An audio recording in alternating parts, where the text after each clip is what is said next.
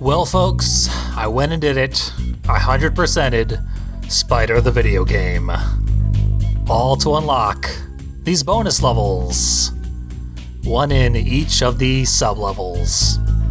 Actually, that's not 100% true, but we'll get to that. Let's just play through them. Unlike the previous videos, this is not going to be blind playthroughs. This game is brutally difficult, except when you have practiced and are aware of what you're going to get yourself into, then it's actually pretty manageable. There were some mild benefits to the blind playthrough of the main game, but these levels, some of them are considerably harder, and we've drained all we can out of the blind gimmick. So I played these before. I know what to expect. I can handle this. For some reason, the first bonus level is the 70s room. Just a bedroom from the 1970s. This is a bonus level in the laboratory. And it happens to be 420. Not terribly surprising, if we're honest with ourselves. Smiley face, just on a block.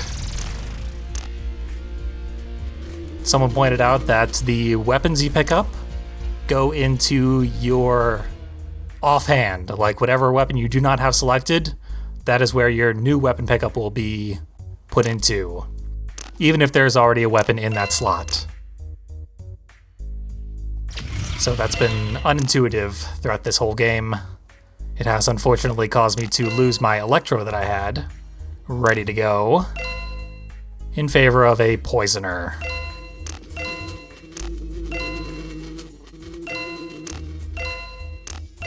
Should probably take a second to enjoy this music track. It's very quiet and subtle.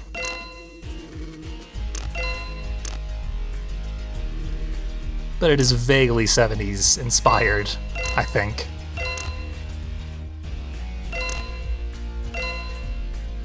$500-piece puzzle, this time with the smiley face on the side. There's really no reason to go through these bookshelves, except to see a couple of unique textures on random doodads inside. So why not? This level is quite easy. Use my slash to get rid of the slugs. Slugs are actually incredibly easy enemies. I've just been terrified of them for no reason this whole game. There is nothing unique in this bookshelf. I have no reason to go in here. Just wasting our time. Sneak past the bee. A lot of unique textures in here, though. Which is interesting, since they ran out of unique textures by the end of the main game. Oh, that's disappointing.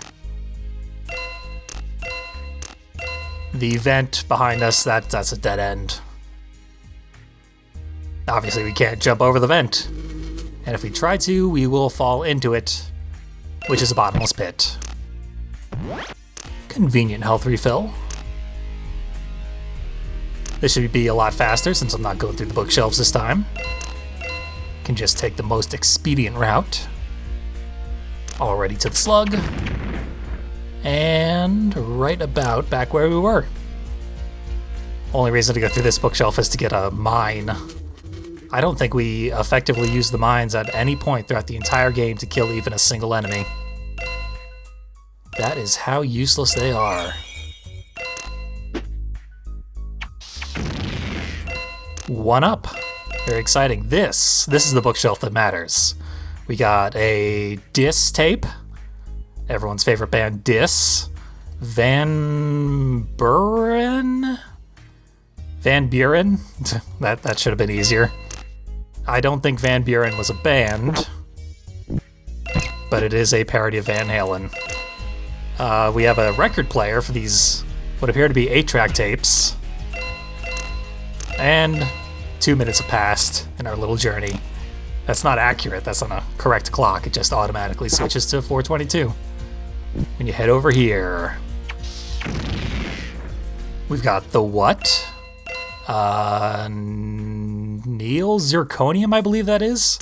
Neil Diamond. I got it. There's our goal. But we don't want to see that before we see Jimmy Fredericks. Fredrino? It's really hard to tell with these textures. They're terrible. And the last one, Mumberfish? That one I don't get. Now you can leave your comments. Because I am stumped, finally. And after all I said about the mines, I grabbed one anyway. Because it was free. So yeah, that's an example of the bonus levels. On to the one for the factory, the tubes. We actually unlocked this during the main game. Sort of. And remember, this is the bonus level for the factory. It uses the sewers textures. Just for no reason. Completely unrelated to anything factory-ish.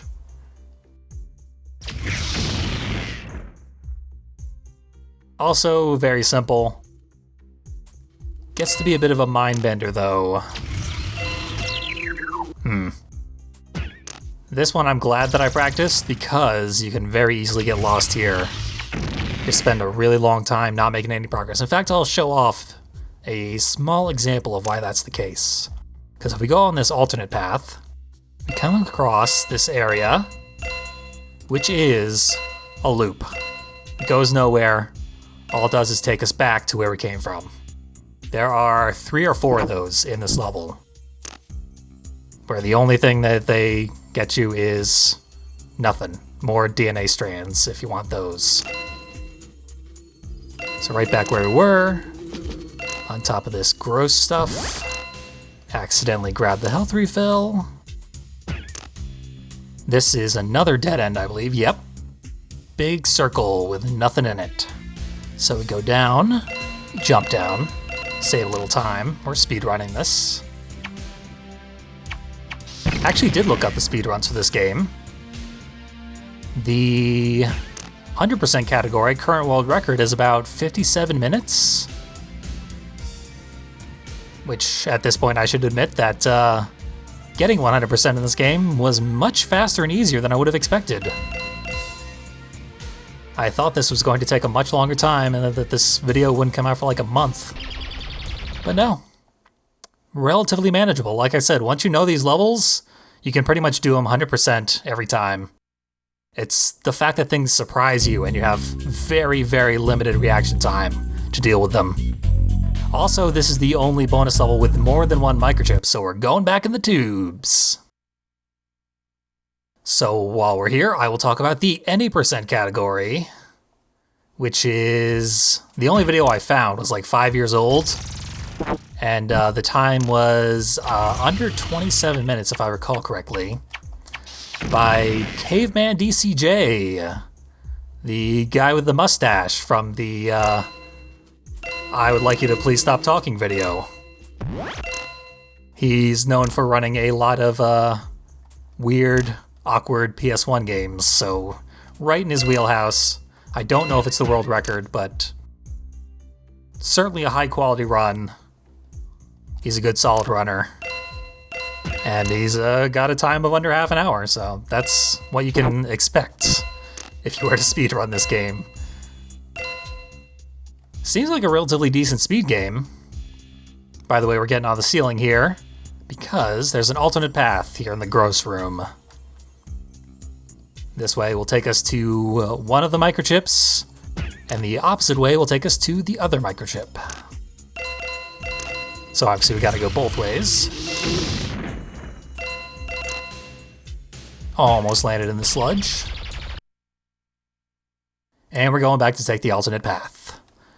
In the any percent route, you unlock this level, this bonus level, which is completely optional, and you get all 3 of the microchips inside of it, because they're just that fast compared to other microchips that you might be tempted to get.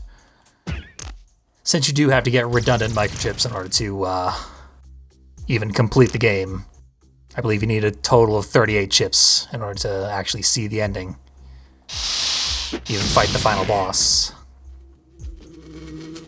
Which is one of the main reasons that this is a less good speed game than it could be. If not for that, this would be like ridiculously good speed game, I think. Yep, took a hit there right at the end, but we got out of there. Probably going to die immediately when I start the next level. Which, if I recall correctly, yeah, we're going to the city. We're going under the street. Which, unlike the last two levels, is actually vaguely relative to the theme of the actual city level. See, it used the city tile set. This could have been a city level. It's also very simple. You just make your way across the simple platforms. Every other platform has an enemy on it. And then they break the cycle.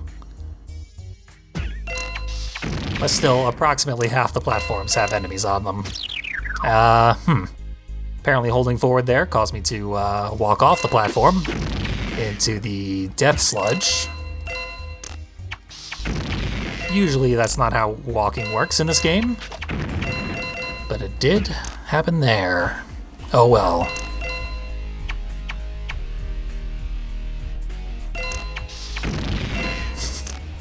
Just noticed that this is the exact same music from the 70s room. So much for it being 70s themed. Rats are more of a problem than anything else, obviously.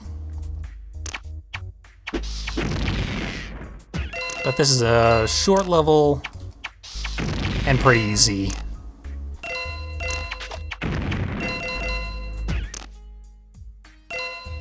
Don't even have too much to say about it. There we go.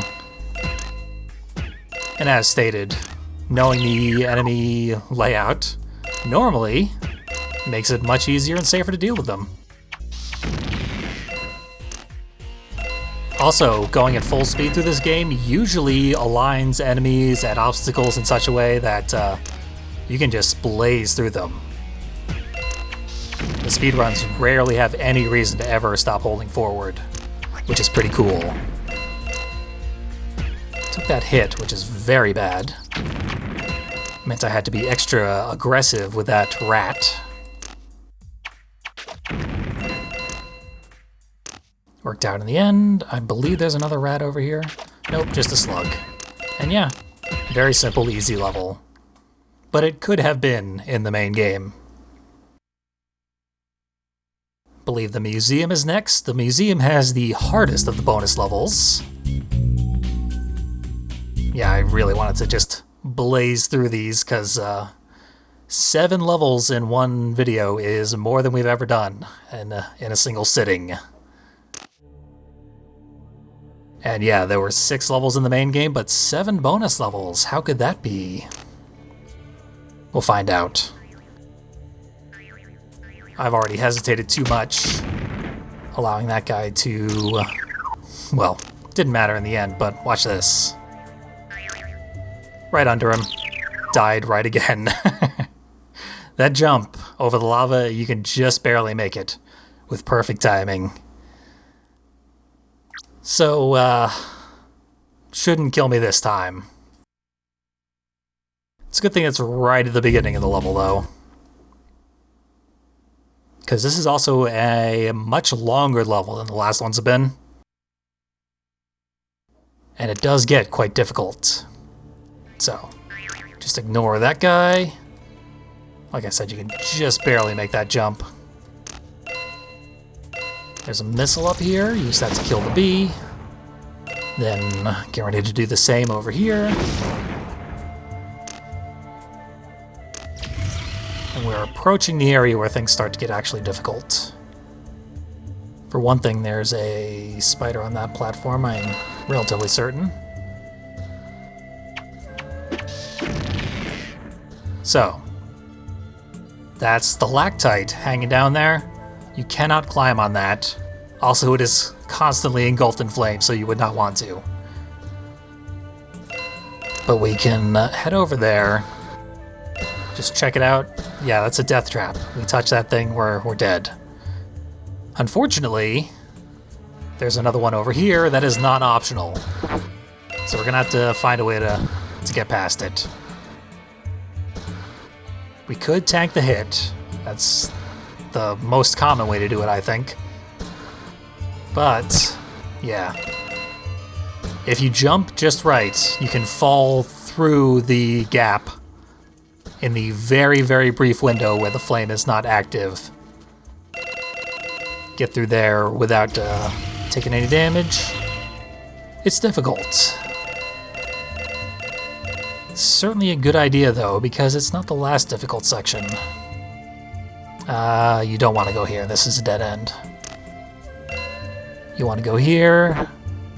Nope. Fine, if you insist.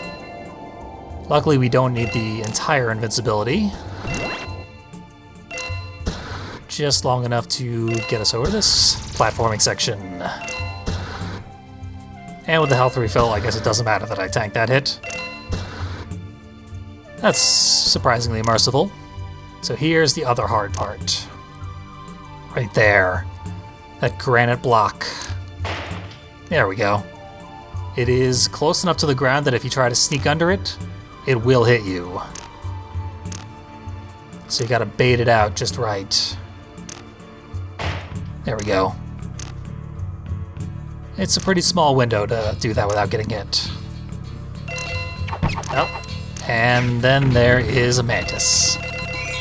Just to leap out of the ground and surprise you right at the very end. So yeah, pretty hard. But that is the last difficult side mission. The remaining ones are weird. Their first one here is Ryan's World. What does Ryan have for us in the sewers? Ryan offers us millions of DNA strands and no threats. There are no enemies in this level. There are no obstacles. There's nothing. Nothing can hurt you here. Just in case you remember the end of the previous level that looked like this in the main game, there was a part where we climbed on a pipe like this all the way to the end, and there was nothing over there because you're supposed to jump into the pipe. You can't jump into this pipe. I'm just trying to demonstrate the secret of that other level. Doing a rather poor job of it, but, you know. That is in the background, so it can't hurt us, or the foreground, I guess. Weird perspective there. But, yeah, nothing here can hurt us. If we jump into the sewers, that'll hurt us. But it is easily avoidable. So, Ryan is rather generous, I think. And he's not the only one. When we go to... First, notice that here in the Evil Lab, the final level of the game, we have the secret level unlocked, but in the lower left, we have 2 pieces of a CD as well. So this final level has 2 bonus levels. But we still need to get the final CD piece to unlock the second one. So we will head into Brian's Folly. And Brian's Folly, despite looking like the hardest level of the game, I said I had a relatively easy time getting the 100%, and that is true except for the final level on the ceiling. I spent a really long time getting the secrets out of there, which was 2 microchips that we didn't get, and 2 CD pieces. Both the CD pieces that were on the menu there came from on the ceiling. So I spent a long time in there. But here we go. One last CD piece. Very easy level. And the microchip. These levels that are named after developers, they're They're not challenging whatsoever. I'm not sure what their deal is, but the last one is Kips Bonus. This is the easiest one of the bunch. For one thing, it basically plays itself. Once we jump down there, we will be on sliding platforms all the way to the microchip. They'll just funnel us in there. So we can intentionally go against the grain. Watch my life count, it is at 9. I leapt to what should have been my death, but instead, I just got booted back out to level select. Go back into Kips Bonus. And I still have 9 lives. Deaths do not count here. You can't die. You can't lose anything. You can get a bunch of weapons. Yeah, I'll try and get one of the weapons just to show it off. Plenty of extra lives, a boomerang. Yep.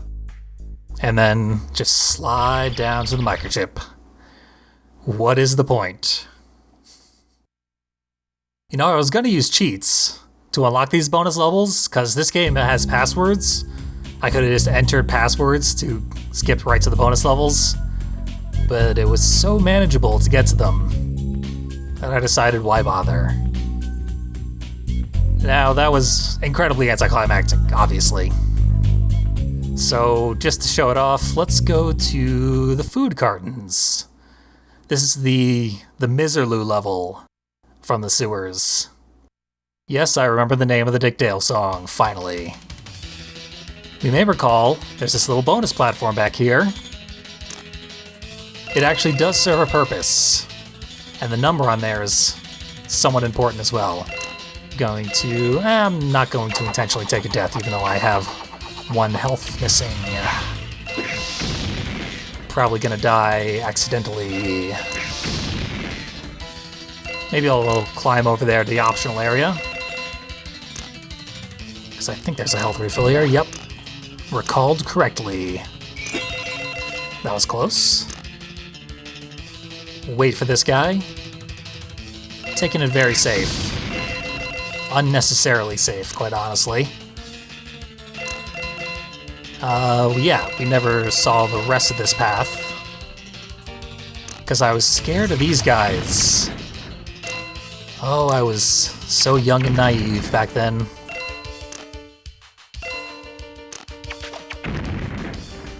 They're not even a threat here. For one thing, they are by default walking away from you, and for another, the platform is curved, such that their projectile probably will not hit you. That is an actual problem, though.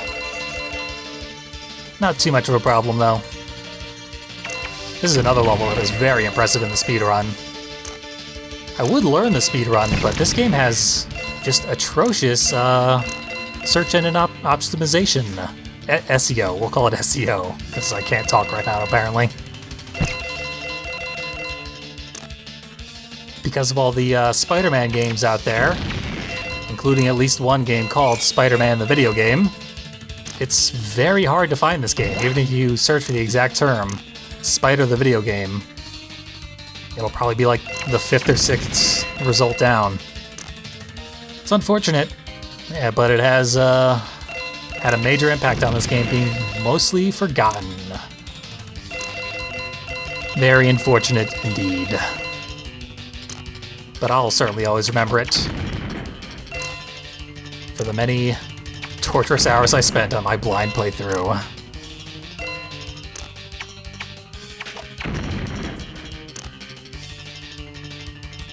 This game would be fun if they gave you like a 3rd hit point or a better field of vision so that you could see what was happening. But it is what it is. And Boss Studios' first game ever, so pretty impressive for that. We do want to take this alternate path, because, yeah, this is branching again. Down this way, the CD piece for this level was up here somewhere. Obviously, I've grabbed it already. There's a microchip, and there's a big platform marked with a 2. If we jump on it, we teleport back to the 0. Completely wasting all the time we spent in this level. I think it is so that if you miss the CD piece, but you had that microchip, you could go back and get... That doesn't make sense though, because you can jump backwards up those slides. So that teleporter is pointless. There is another teleporter marked with a 1, which also takes you back to the 0 when you jump on it. That has a point because it's at the end of the alternate path, and there's no microchips over there. So it's just a waste of time. Also, there was no reason to die there because it doesn't boot you out of the level. So we will exit through the pause screen and show off one more thing before we show off another thing. There's more things to show off in this video. But the thing I want to show off right now is back here in the temple. I did not want to go to the temple. I made a mistake. This is the bonus level we completed. No reason to go back here. We've 100%ed it. We've also 100%ed the model city, which is where I do want to go. But I did that off screen. And in doing so, I failed to show off something vaguely interesting. Also, there is a cheat code in this game. From the pause menu, we hit triangle, square, circle, triangle, and we turn microscopic. I'm this tiny little dot now. My movement speed is very, very, very, very, very slow, but my jump speed is ridiculously high, as is my jump distance. Look at him go. Very hard to control, quite honestly, but you always want to be jumping because the movement speed is so slow on the ground. So we went up this way. I declared it to be a dead end with nothing there, but actually we can sneak into this little hole in the temple, very slowly walk our way down until I decide to jump. Might as well kill this spider. Our slash distance while we are this tiny little spider is completely useless. We can't use our slash in this state. So it's dangerous to do this, to play this way. But it's an option. There's another cheat, also entered in the pause menu. It refills your health and whatever weapons you're carrying. However, it has 11 inputs, so I'm not bothering to remember it. But it would make the game a lot easier if I were to use it. And you didn't see it, but I leapt into the microchip that was on the sarcophagus there. So yeah, that was a little section that I didn't show off previously, and it was kind of neat. Real quick, we're going to save the game, because now that we actually have 100% of everything, I am going to complete the brain boss. We're going to see a new cutscene that we never saw before, and then it is going to boot us back to the title screen without an option to save the game. When that happens, you lose all your progress. When I played the Evil Lab, we played it all the way through in one sitting, and the boss fight, and when I completed the boss, I lost all the microchips that I'd collected in the Evil Lab. So everything I had done in the preceding video, all 2 hours of that recording, completely wasted. But not this time. I've saved before the boss, so I'm gonna complete the boss again off screen. You don't have to watch that. But it should be pretty quick for me, and then we will watch a brand new cutscene. I don't know if it'll be worth the wait, but it's gonna happen. So enjoy.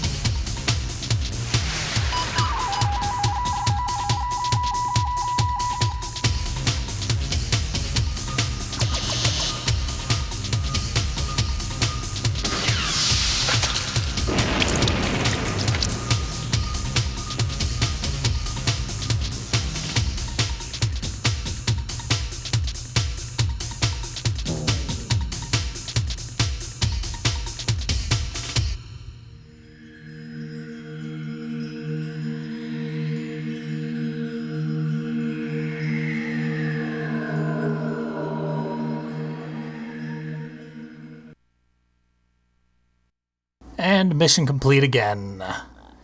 I don't really know what the deal with that video was. It certainly wasn't a concept art gallery like I expected. I honestly don't know for sure if it was actually unlocked by getting 100% of the game. But that's the only thing that changed since the last time we beat the game, so probably. Seemed more like a beta trailer than anything else. It was copyrighted 1995. This game came out in 1997. So, just to check one last thing, but I'm pretty sure we are done with Spider the video game. Can't imagine there is too much to see. Yep, same old credits. Nothing else unlocked. We have 100%ed Spider the video game, seen all there could possibly be to see in this bizarre little oddity of a game. I quite enjoy it, and real shame that it's been lost to time.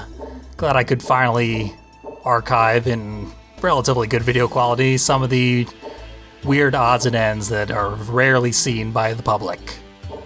And I'm glad a non-zero number of people have joined me for this thing, such as it is. So thanks for joining me, and hopefully I'll see you in a real LP some other time.